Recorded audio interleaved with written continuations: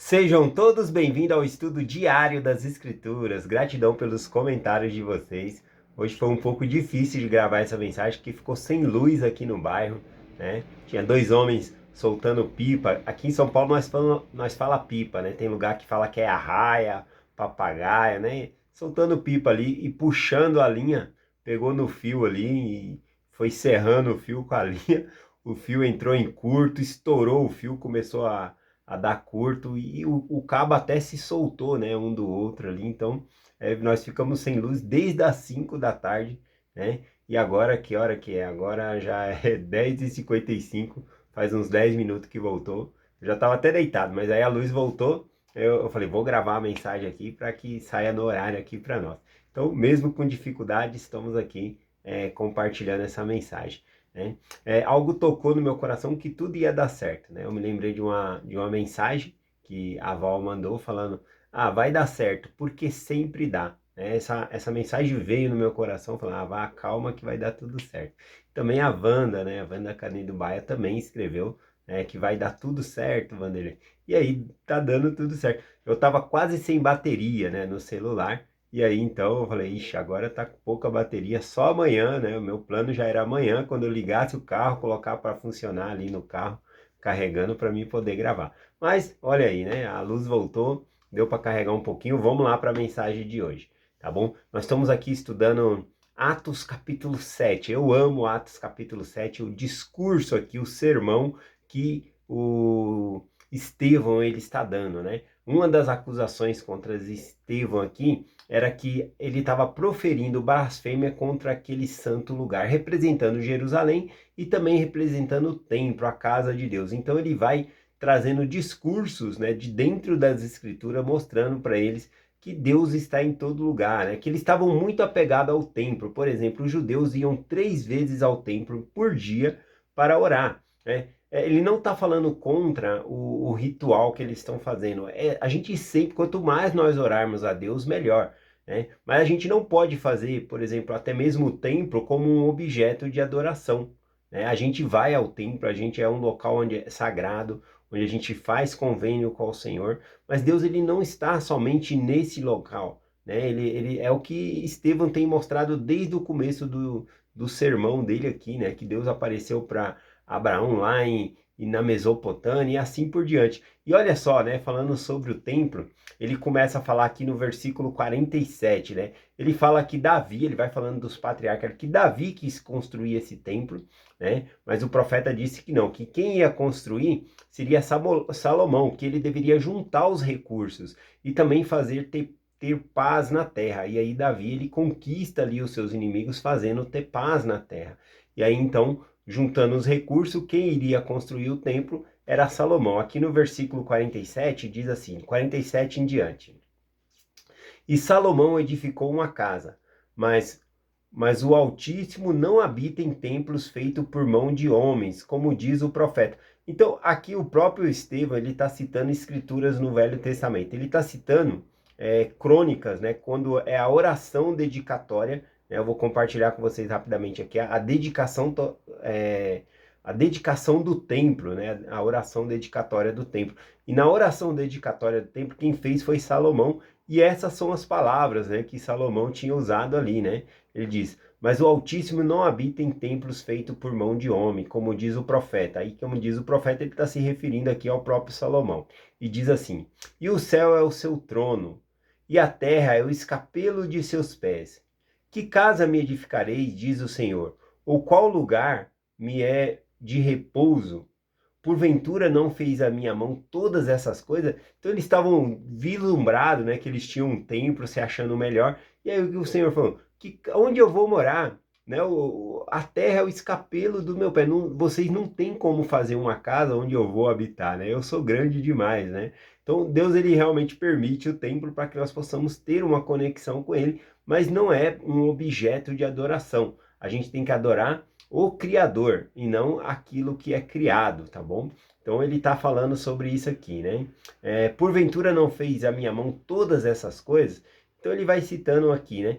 E a partir aqui do versículo 51, então, Estevão, ele muda o tom da mensagem dele para um tom acusatório, porque é o que ele está fazendo desde o começo. Ele está trazendo as escrituras e mostrando, olha, vocês são rebeldes, vocês são rebeldes como os nossos pais na antiguidade, que mataram os profetas e fez todas essas coisas. Então ele pega todo esse discurso e faz a aplicação àquele povo que está julgando ele. A essa parte do discurso aqui do sermão, Estevão já sabia que ele seria morto, tá bom? Ele sabia ali que, embora todas as escrituras que ele tivesse mostrado, o povo, eles tinham tampado os ouvidos e não queria dar ouvido a ele. Então, a partir do versículo 51, diz assim, ó: duro de cerviz e incircuncisos de coração e de ouvidos, vós sempre resisti ao Espírito Santo, também vós sois como vossos pais. Então ele falou, vocês são como nossos pais, que mataram os profetas, perseguiram, rejeitaram os profetas. Então ele está falando, vocês são como nossos pais. Né? E isso é uma acusação aqui, quando ele diz, vós sempre resisti ao Espírito Santo. Eles nunca dão ouvido ao Espírito Santo. Ou seja, Estevão, ele estava aqui cheio do Espírito Santo e também eles relutavam contra a palavra. Embora Estevão estava dando todo esse sermão aqui dentro das Escrituras, fazendo a aplicação, ainda assim eles não abrem o coração, eles são de dura cerviz. Essa dura cerviz significa como um boi, né, que não aceita carregar a carga, eles não se submetem a Deus. Esse é o sentido aqui. O versículo 52, ele continua dizendo aqui, qual dos profetas não perseguiram vossos pais, até mataram os que anteriormente anunciaram a vinda do justo, a qual vós agora foste traidores e homicidas? Olha só, né, que acusações graves, né, que Estevão traz ali sobre eles, né? Fala, olha, qual dos profetas, me fala o nome de um profeta aí que não foi perseguido. Todos os profetas foram perseguidos. E os que anunciaram a vinda do justo, a vinda do Messias, foram mais perseguidos ainda, né? A gente tem recentemente ali na história de Israel, João Batista. João Batista também foi perseguido, né? Ele foi morto pela mão de Herodes, porém, os fariseus e os escribas, todos eram contra ali, contra João Batista, né? Tanto que Jesus Cristo uma vez perguntou, né? O batismo de João é dos céus ou da terra, né? Eles não quiseram responder. Porque se dissesse que era do céu, por que eles não criam? Por que eles não foram batizados? Então, repare que sempre eles rejeitaram os profetas, principalmente aqueles que anunciaram a vinda do justo, referindo a Jesus Cristo aqui. E aí ele fala, a qual vós foram traidores, né? Eles haviam escolhido Judas para ser liberto, ao invés de Jesus. Eles foram traidores e também fostes homicida, mandaram matar Jesus Cristo. Versículo 53. Vós vós recebeste a lei por disposição dos anjos e não aguardastes.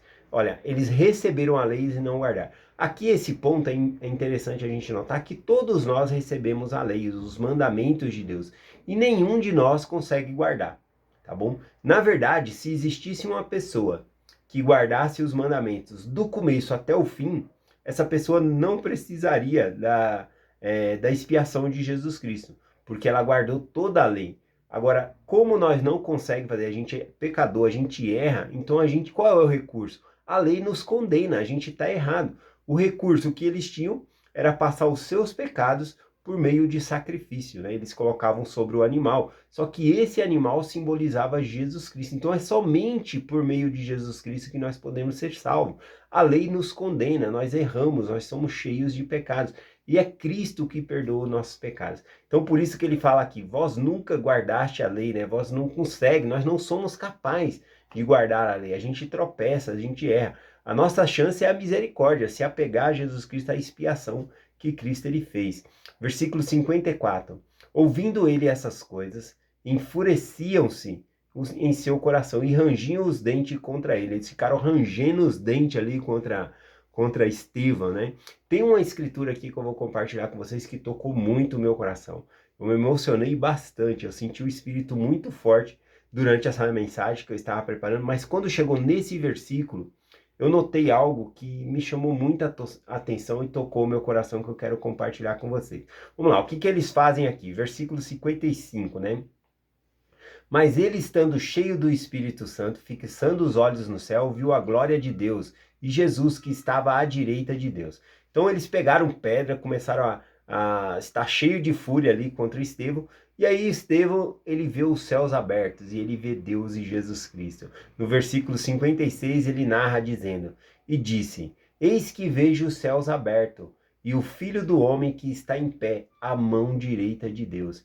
Né? Então, no momento da sua morte ali, que ele estava para morrer, ele viu os céus abertos, ele viu Jesus Cristo em pé e Deus o Pai ali, né? Jesus Cristo estava à mão direita de Deus ali, né? E aqui é muito importante uma coisa, Estevão ele vai morrer, mas o próprio Cristo veio recebê-lo, né? Isso mostra que quando nós morremos, nosso espírito vai para Deus, tá bom? Eu vou ler algumas escrituras sobre isso aqui que eu gostei também. Eclesiastes 12, versículo 7.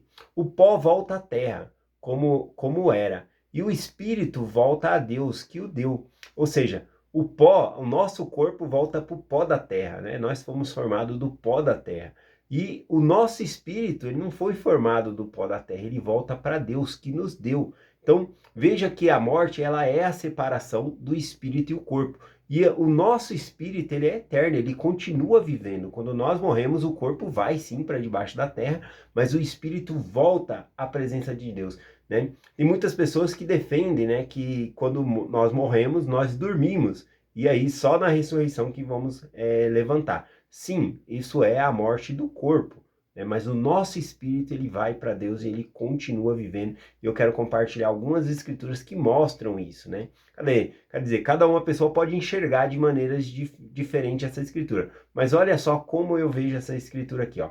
Filipenses, para mim é muito claro, né? Filipenses capítulo 1, versículo 21 em diante, aqui o apóstolo Paulo falando. Ele diz: "Porque para mim viver é Cristo e morrer é ganho." Morrer é ganho, morrer é lucro. Ele está falando, para mim é lucro morrer, né? E viver, para mim, é viver em Cristo. Então, se nós estamos vivendo nessa terra, vamos viver em Cristo, né? E se formos morrer, que nós possamos voltar a Deus. Veja que Paulo, que é um apóstolo, ele cita que se ele morrer, ele volta para Deus, né? Mas vamos entender um pouquinho isso aqui, né? Ele continua dizendo: "Mas se o viver na carne traz frutos para a minha obra, não sei então o que deva escolher." Bom, então é bem claro o contexto aqui. Ele está falando entre a morte e a vida, né? Ele falou que morrer para ele é lucro, porque ele vai estar com Deus, né? Ele falou, mas se eu viver na terra, obras, eu vou praticar obras. E aí isso agrada a Deus, eu vou trazer almas a Deus, eu vou fortalecer os irmãos da igreja, eu vou fortalecer outros para estar com Cristo. Então ele fala que as duas coisas é boa, e aí ele fica indeciso aqui. E ele continua, porque de ambos os lados estou em aperto, tendo o desejo de partir, de estar com Cristo, porque isso é ainda muito melhor. Veja que ele está em aperto aqui, ele fala, por quê? Porque se eu partir, ou seja, se ele morrer, ele vai estar com Cristo. Então, como é que eu posso dizer que se eu morrer, eu vou estar dormindo, só vou acordar na ressurreição? Sim, o corpo é isso, né? Mas o nosso espírito, ele volta para Deus. Nota que Paulo, ele está dizendo que vai voltar para Deus e que é um lucro estar com Deus. Porque se morrer, acabou e só depois na ressurreição que a gente volta, é um tempo sem Deus. Então seria melhor Paulo dizer, não, eu prefiro ficar aqui na terra, né? Que aí eu tô com Deus, eu sinto a presença dele, né? Então, mas ele fala exatamente isso, né? Porque em ambos os lados estou em aperto, tendo o desejo de partir, de estar com Cristo. Ó, o desejo de partir dele é para estar com Cristo, para estar com Deus, né? Então ele tem certeza que vai voltar à presença de Deus e estar com Deus ali. Porque isso ainda é melhor. E aí ele continua, mas julgo mais necessário por causa de vós que eu fique na carne. Isso é lindo, eu acho isso lindo quando ele fala, eu julgo que é mais conveniente que eu fique na carne, porque aí eu vou ajudar vocês.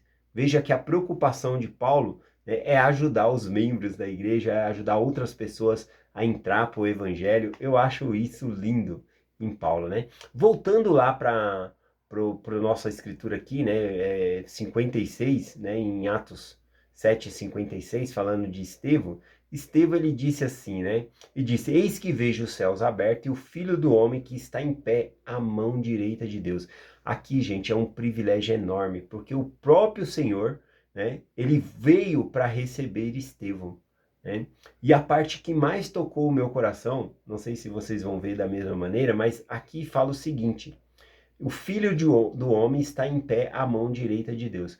Todas as vezes que nós vemos retratar Deus, né, que tem uma visão, coisa assim, Deus ele está em seu trono, sentado, né? Mas aqui não é retratado dessa maneira. A figura aqui é que Jesus está de pé, né? Então é como se Jesus tivesse levantado para receber Estevão, e eu achei isso lindo, né?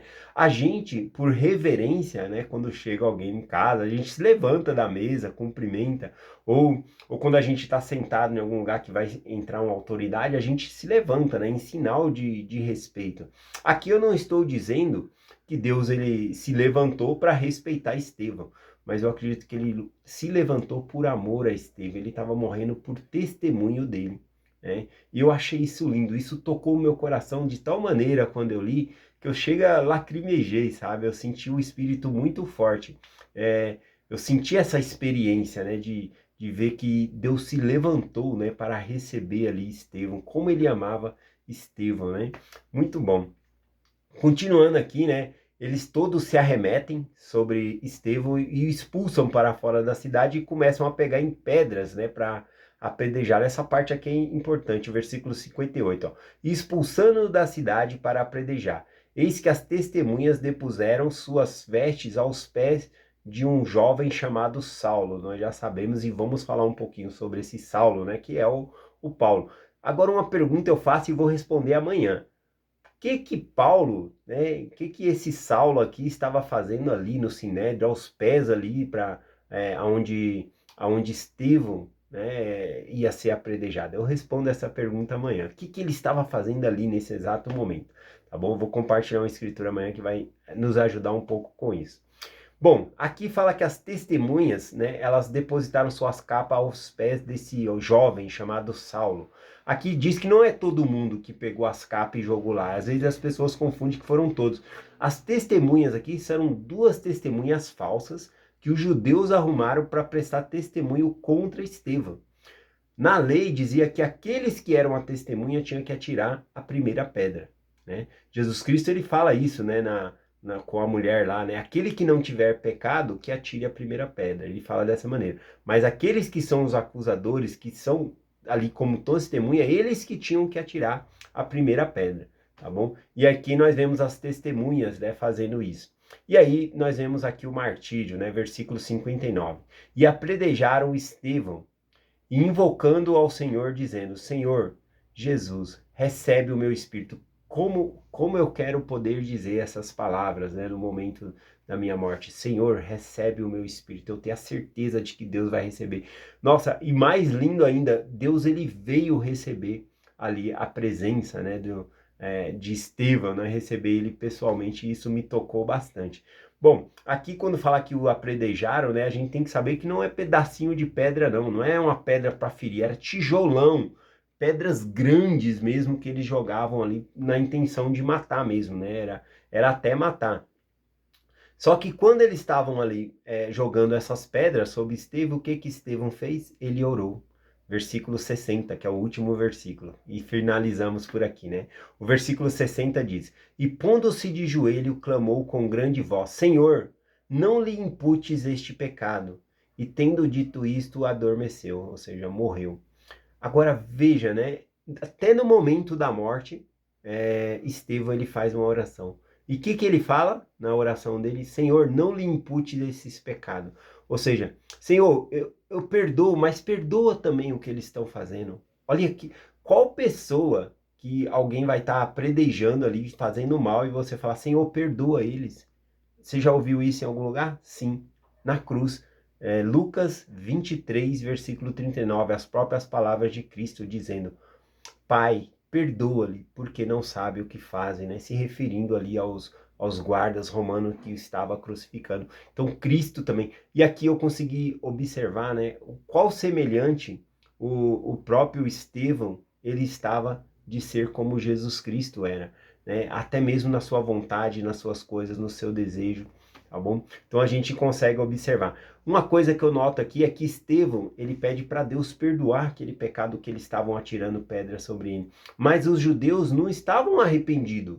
Eles estavam com pedra na mão, tacando. Muitas vezes a gente tem que perdoar as pessoas, mesmo elas não estando arrependidas, né? Como Jesus Cristo fez, perdoa-lhes, rogou a Deus, perdoa-os, porque eles não sabem o que fazem. Estevão fez a mesma coisa. Senhor, não lhe imputes esses pecados. Se ele está pedindo para Deus perdoar, não considerar aquele pecado, é porque ele mesmo não está considerando, né? Ele não está julgando aquelas pessoas ali, né? Ele está perdoando de coração. Né? Esse capítulo é imenso, né? Muito lindo.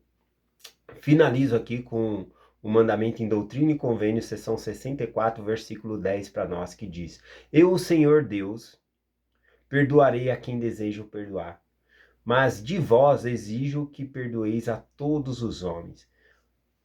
De nós é exigido que nós perdoemos a todos. E Deus, ele perdoa a quem ele quer. Bom, então é um mandamento. Não é um mandamento, se a pessoa se arrepender, você perdoa ela. Não. De nós é exigido que perdoemos a todas as pessoas. Se você tem algo no seu coração contra alguém, se você ainda não conseguiu perdoar, clame a Deus, perdoe essa pessoa, né? Mesmo que ela não esteja arrependida, fez algo ruim contra você, que você possa dizer no seu coração, em uma oração, clamando a Deus, dizendo: Senhor, não lhe impute esse pecado. Ou seja, Senhor, perdoa essa pessoa. E para você pedir para Deus perdoar aquela pessoa, é porque realmente você também perdoou essa pessoa. É essa mensagem que eu compartilho com vocês, em nome de Jesus Cristo. Amém. Até amanhã.